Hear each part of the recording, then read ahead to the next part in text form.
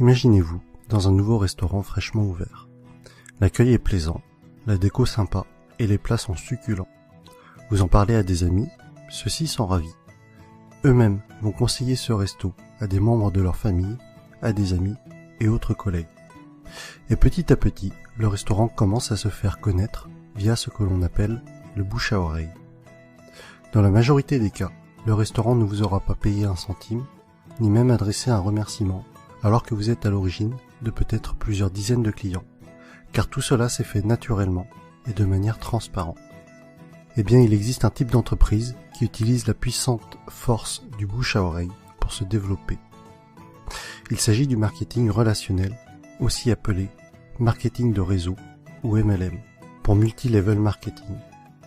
On parlera de network marketing en anglais. Le problème, en France, c'est que le marketing relationnel est non seulement mal connu, mais en plus à mauvaise presse. En effet, trop souvent, les médias n'en parlent que dans le cas d'arnaque, et malheureusement, il en existe, et très rarement comme une possibilité de réussir. Les médias, pour attirer de l'audience, doivent faire dans le scandale, dans ce qui choque. Mais ceci est un autre débat. Mais effectivement, certaines entreprises sont des systèmes pyramidaux déguisés. Une pyramide, qu'est-ce que c'est au juste? Je vous invite à cliquer sur cette vidéo pour découvrir une animation très bien faite expliquant ce qu'est une pyramide de Ponzi. En résumé, non seulement c'est une arnaque, mais c'est aussi illégal.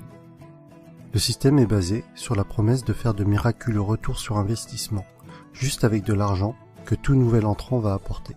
Autrement dit, l'argent des nouveaux paye le bénéfice des anciens. Et si, à un moment donné, les entrants ne sont pas assez nombreux, eh bien la pyramide s'écroule, car les anciens ne perçoivent plus d'argent. Ce qui est important à comprendre est que lorsque vous entrez dans une entreprise de marketing relationnel, vous êtes avant tout le distributeur d'un produit réel, le représentant d'une marque. Sans produit, ou avec un produit fictif, on rentre alors dans un système pyramidal. D'autre part, dans une pyramide, les anciens sont forcément plus riches que les nouveaux. Dans le MLM, même si plus vous rentrez tôt, plus vous êtes avantagé, cela ne garantit pas du tout votre succès. Un nouveau filleul peut très bien mieux développer son affaire et faire mieux que son parent. Ainsi, dans une entreprise de marketing relationnel, tout le monde est au même stade au début, mais plus elle va grossir et plus elle va avoir d'impact et être puissante.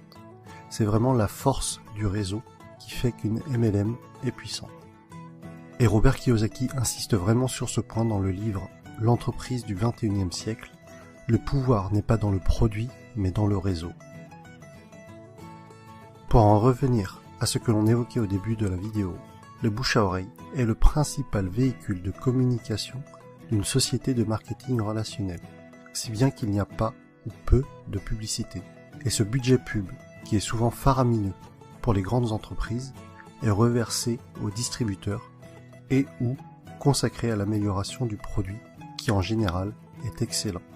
Lorsque vous vous lancez dans le MLM, vous êtes parrainé par une personne, et ensuite c'est comme si vous étiez votre propre patron et que vous aviez créé votre entreprise.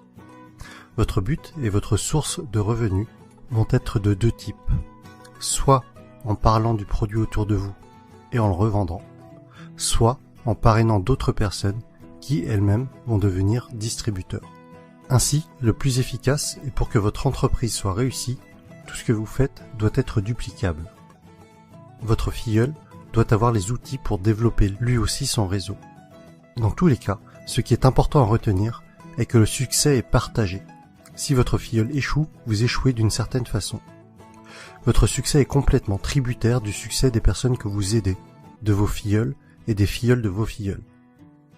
L'accent doit être mis sur le déploiement de votre réseau et pas sur les ventes directes. Ainsi, ceux qui réussissent le mieux en MLM ne sont pas les vendeurs ou les commerciaux, mais plutôt les personnes pédagogues, les profs et les formateurs. Et personnellement, autant je trouve la réussite personnelle gratifiante, autant aider les autres à réussir l'est encore plus. Autre sujet que je trouve intéressant, c'est que votre entreprise grandit avec vous. Vous gagnez de l'argent en apprenant et en appliquant les méthodes de vos parrains et de votre upline. C'est le terme indiquant les personnes antérieures à vous dans la vie du MLM. Autre point fort du marketing de réseau est que pour devenir distributeur, cela demandera en général un faible investissement financier au départ, contrairement à la majorité des créations de nouveaux business. Aujourd'hui, si vous comptez ouvrir une franchise du type McDo, Subway ou Starbucks, il vous faudra probablement plusieurs centaines de milliers d'euros, alors qu'en MLM, cela vous demandera la plupart du temps quelques centaines d'euros. Ensuite, tout est préparé pour vous. Vous allez avoir votre propre boutique en ligne, tout un tas de plans de formation pour vous, mais aussi pour vos filleuls, ainsi que différents kits de présentation.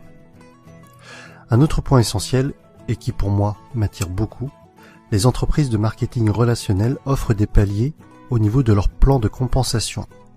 Pour être plus précis, à partir d'un certain nombre de filleuls, et sans compter les éventuelles primes bonus, vous allez toucher un revenu résiduel, encore appelé revenu hors exploitation, c'est-à-dire un revenu passif. Les bonnes MLM sont donc de formidables véhicules vers l'indépendance financière de fait de ce revenu passif engendré par le parrainage d'autres personnes. Je rajoute que les MLM sont un type d'entreprise qui a une croissance des plus fulgurantes à l'échelle mondiale ces dernières années. Aux USA, ça a vraiment explosé depuis les années 90. Et avec Internet, c'est encore plus facile d'augmenter son réseau qu'auparavant. De plus, c'est une activité que l'on peut tout à fait démarrer sur notre temps libre pour un revenu complémentaire au début. Il faudra alors se déclarer en auto-entrepreneur avec le statut de VDI, c'est-à-dire vendeur à domicile indépendant. J'insiste tout de même sur le fait de bien vérifier un certain nombre de points avant de vous engager dans une entreprise de marketing relationnel afin de ne pas tomber sur une pyramide Ponzi déguisée. Voici le type de questions qu'il faut vous poser avant de vous engager dans une entreprise de ce type. Est-ce qu'il y a des bureaux réels? À quels endroits géographiques? Se trouve-t-il dans des paradis fiscaux? Quel est l'historique de l'entreprise? Quelle est la réputation de cette entreprise? Quels sont les avis d'autres personnes sur celle-ci? En conclusion, et si vous avez suivi mon défi personnel, je pense que vous commencez à comprendre pourquoi est-ce que ce type d'entreprise m'intéresse fortement. Travailler pour ses propres rêves et non pas ceux de quelqu'un d'autre. La possibilité d'avoir des revenus passifs avec cet objectif d'indépendance financière. Partager le succès. Vous savez, à la base, ma chaîne YouTube est quand même le partage des bonnes pratiques, d'idées inspirantes. Alors si en réussissant dans un domaine, j'arrive à aider d'autres personnes à réussir également, alors j'en serais sincèrement ravi.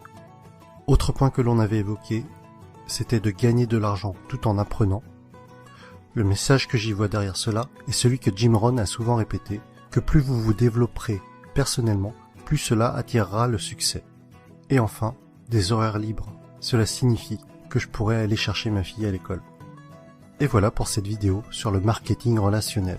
J'espère que le public francophone comprendra mieux ce qu'est le MLM avec cette vidéo. Pour ma part, il y a quelques mois encore, je dois vous avouer que je faisais partie des personnes qui rejetaient le sujet, ne comprenant pas en quoi cela consistait, et sûrement aussi parce que je ne voulais pas comprendre, et que je gardais en tête ce que les médias véhiculaient. Mais que ce soit Jim Rohn, Tony Robbins, Les Brown, c'est-à-dire tous les motivational speakers que je suis régulièrement, mettent en avant ce type d'entreprise. Et après mes lectures de l'entreprise du 21e siècle, de Robert Kiyosaki, et de 45 secondes qui changeront votre vie, de Don Faya, j'ai finalement changé d'avis sur le sujet et je suis décidé à me lancer. Vous retrouverez la suite de mes aventures dans le prochain épisode avec mon choix de MLM et les raisons de ce choix.